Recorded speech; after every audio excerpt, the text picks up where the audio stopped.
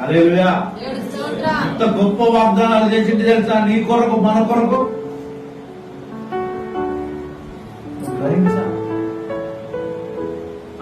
ఎర్ర సముద్రాన్ని పాయలుగా తీర్చిండు తన ప్రజల కోసం.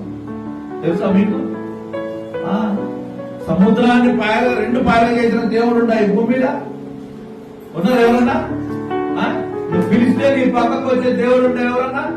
నీ కష్టాన్ని చెప్పుకొని ఏడితే ఆయన సహాయం పొందుకొని సంతోషపడే రోజులు ఉంటాయి.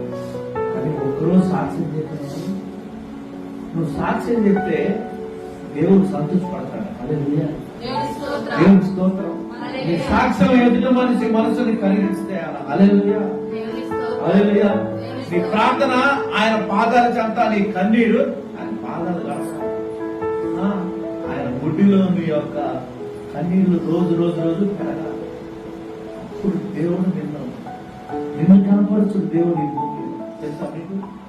నువ్వు కనపరచడం కాదు, నిన్ను కనపరచు తండ్రిగా. హల్లెలూయా, హల్లెలూయా, దేవుని స్తోత్రం.